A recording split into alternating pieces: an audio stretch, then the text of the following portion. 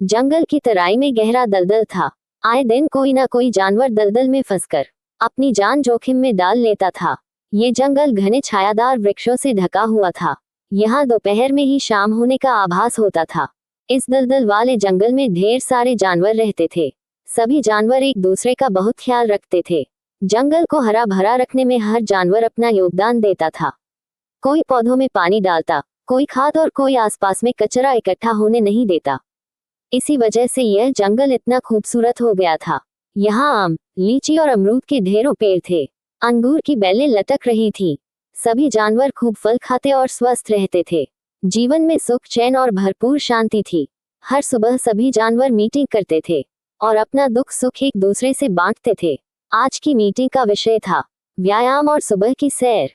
हिरन दौड़ता हुआ आया और उसने सभी जानवरों को एक नेक सलाह दी। टहलना सबसे सरल व्यायाम है। अन्य व्यायामों के लिए मार्गदर्शन की जरूरत होती है, मगर टहलने में तो ऐसा कुछ भी नहीं है। निरोगी और स्वस्थ जीवन के लिए हर एक जीव को प्रकृति के करीब आना चाहिए। इसके लिए उपयुक्त उपाय हैं सुबह की सैर। स्वस्थ शरीर में ही स्वस्थ मन का वास होता है। अभी यह मीटिंग चल ही रही थी कि तभी लाल चोंच वाली प्यारी सी लाल मुनिया चिड़िया वहां घबराए हुई आई। इस चिड़िया का काम था इधर उधर की खबर लाना।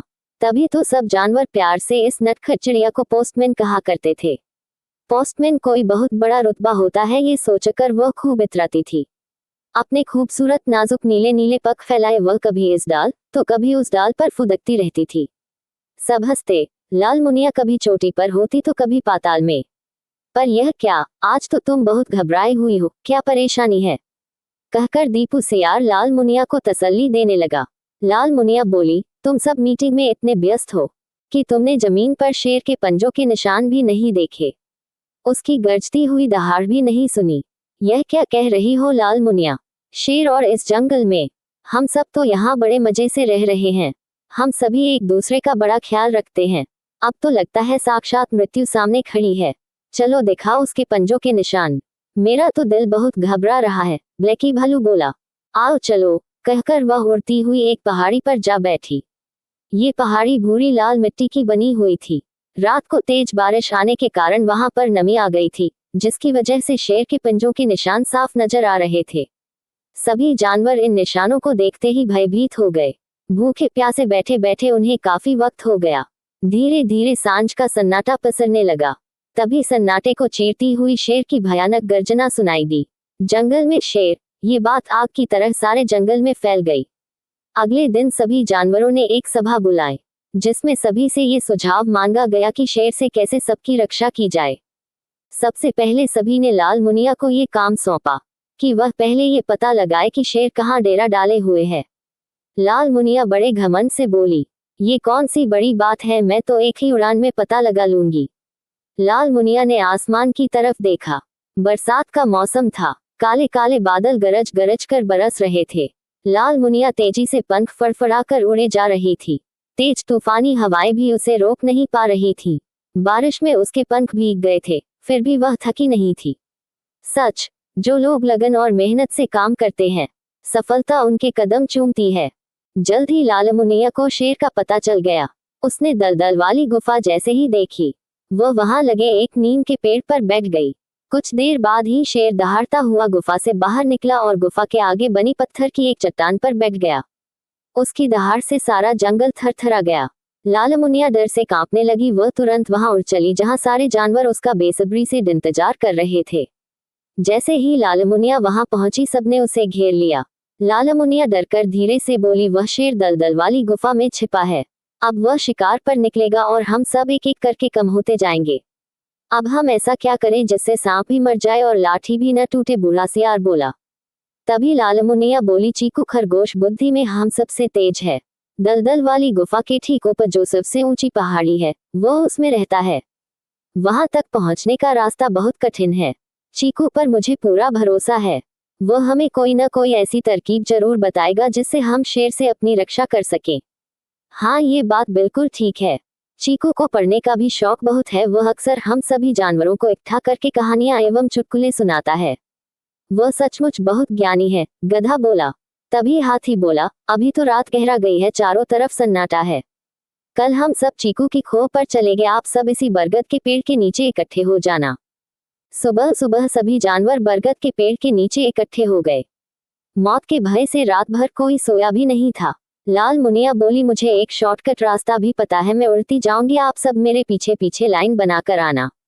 सभी जानवर ठीक है कहकर ललमुनिया के पीछे चलने लगे। खरगोश की खोह तक पहुंचने में सभी जानवरों को काफी मुश्किलें आई। ऊंची खड़ी पहाड़ी की चढ़ाई, ऊपर से भूख प्यास, इतने जानवरों को एक साथ देखकर खरगोश हैरत में पड़ गया। सभी एक स्वर में बोले, चीकू भैया तुम सबसे ज्यादा पढ़े लिखे हो, हमेशा किताबें पढ़ते रहते हो, तुम्हें हमारी मदद करनी ही होगी। मैं तो बहुत छोटा अदना सा जानवर हूँ, भला मैं आपकी क्या मदद कर सकता हूँ, चीकू नरमी से बोला। छोटे हो तो क्या, बुद्धि में भला कोई तुमसे जीत सकता है। तुम्हारे परदादा पर तो न जाने कितनी कहानियां और फिल्में बनी है, जिन्होंने अपनी बुद्धिमानी से एक बब्बर शेर को उसी की परछाई दिखाकर कुएं में धकेला था, भालू बोला। ये सुनकर चीकू जोश में आ गया और बोला, मुझे 2 दिन का समय दो, मैं कुछ न कुछ तरकीब जरूर निकालूंगा। सभी जानवर खुश हो गए, उन्हें अब जीने की उम्मीद नजर आने लगी। उनके चेहरे पर जो भय और निराशा के भाव थे लुप्त हो गए। खरगोश ने ढेर सारा फल मेहमानों को खिलाए और पहाड़ी के पीछे बह रहे झरने का ठंडा मीठा जल सबको पिलाया। अब वे तन मन दोनों से खुश नजर आ रहे थे। उनकी थकान छूमंतर हो गई थी। इन 2 दिनों के बीच चीकू बस किताबें पढ़ता रहा। ना वह खाता था ना सोता था, वह बस अपने साथियों की हर हाल में मदद करना चाहता था। एक पेड़ का सहारा लगाए हुए एक किताब पढ़ रहा था। तभी उसने पढ़ा, क्रोध जीव को जलाकर राख कर देता है। पढ़ते ही चीकू के दिमाग में बिजली कौंधी और वह बोला, अब देखो मैं क्या करता हूँ। चीकू धीमे धीमे चलता हुआ और भी ऊंची पहाड़ी पर पहुंच गया। उसने नीचे झांका तो देखा, दलदल वाली गुफा में एक शेर टहल रहा है। चीकू अंदर ही अंदर कांप गया, फिर भी हिम्मत करके बोला, अबे चूहे क्या कर रहा है।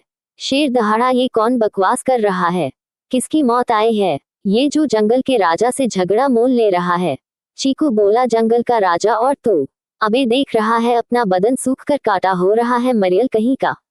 शेर दहाड़ा कौन है जिसकी आज इतनी हिम्मत हो गई। चीकू बोला, ये तेरा दादा बोल रहा है। अब शेर गुस्से से पागल हो गया। चीकू यही चाहता था। शेर दहाड़ कर बोला, अभी ऊपर आकर तेरी हड्डियों का चूरमा बनाता हूँ।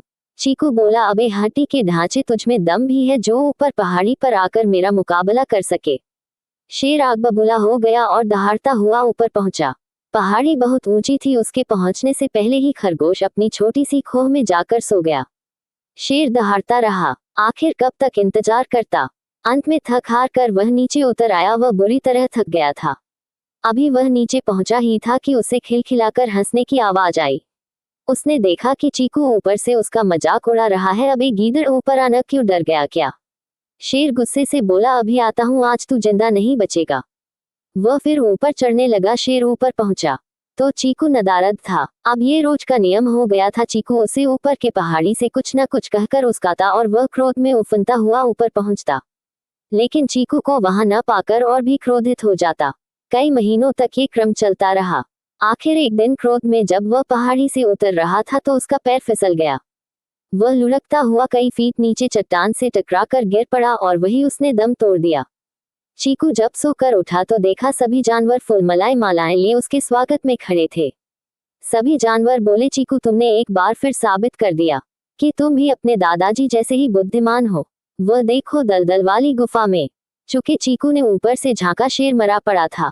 क्रोध उसे खा गया था। सारे जानवर जश्न मना रहे थे।